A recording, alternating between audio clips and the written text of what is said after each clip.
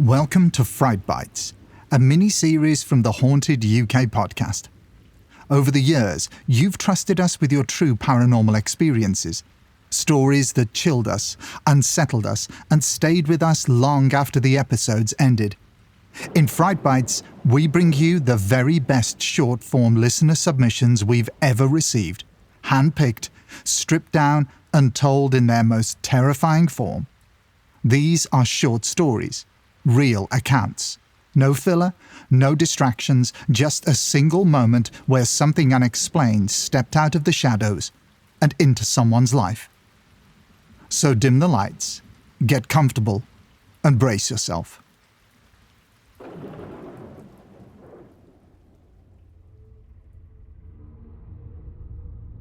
Most paranormal stories begin the same way. A feeling, a sense of being watched. A quiet moment that suddenly feels wrong. But some experiences don't fade when you leave the place where they happened. Some things follow. And Jack Henderson knows exactly how that feels. This is Fright Bites, Episode 4. It Never Stopped Watching. My first experience with the paranormal happened when I was about 15 years old, while I was staying at a friend's house. The house itself was a gatehouse that once belonged to an old school dating back to the 1940s.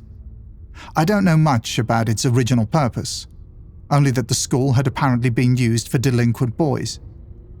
It had that kind of heavy, institutional architecture, the sort that feels like it remembers things. The house stood directly opposite the gates of Strawberry Fields, the place made famous by the Beatles.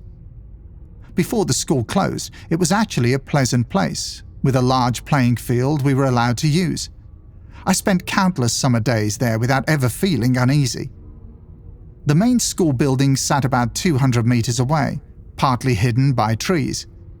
By the time this experience happened, it had been closed for 2 years. The windows were filled with boxes. The grounds were neglected. It felt empty. I'd already experienced odd things in the gatehouse by then. Things such as footsteps when no one was there, noises from the loft, objects that seemed to move on their own. Strange, yes, but easy enough to ignore. Until that day. My friend was having a barbecue. The football was on, people were laughing, everything felt normal. At some point, my friend, I'll call him David, and I started racing from the house up the school and back. We ran to the school, turned around, ran back, then we grabbed a scooter and headed back towards the school one last time.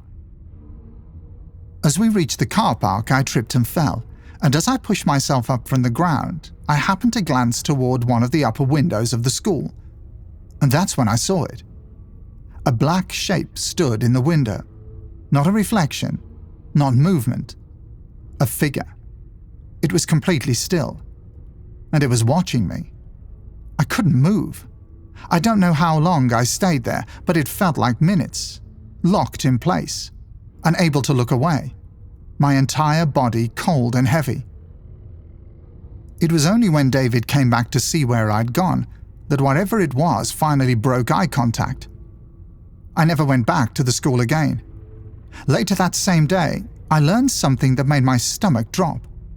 David's dad had keys to the building for emergencies. He received 4 alerts from the school's alarm system. 4 separate activations.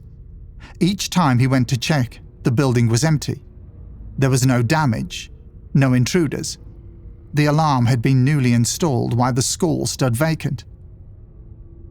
Years passed. Then it happened again. This time I was at work, stepping outside for a cigarette with a colleague.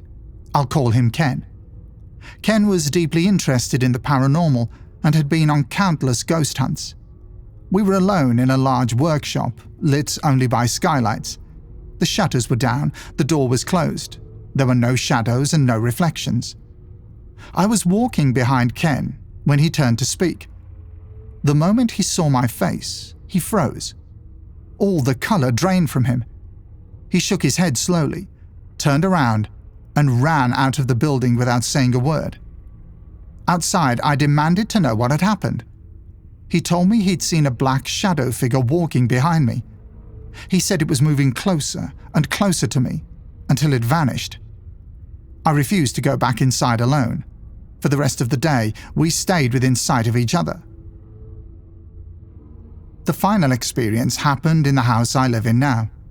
It's a 1930s semi-detached house my fiancé and I bought as a renovation project. I'd spent the entire day there alone, wearing headphones. It felt normal, quiet, empty. Later that night, we stopped by to drop off some decorating supplies. It was around 9:45 p.m. The street was silent. No cars, no people, no movement. I stayed at the van while my fiancé unlocked the door. When I turned around, she was standing perfectly still, staring into the darkness of the house. She was terrified. She told me she'd watched a black shadow walk from the lounge into the kitchen and then disappear. There were no windows in that part of the house, no light, nothing that could have cast a shadow. I dropped everything, locked the door, and we left.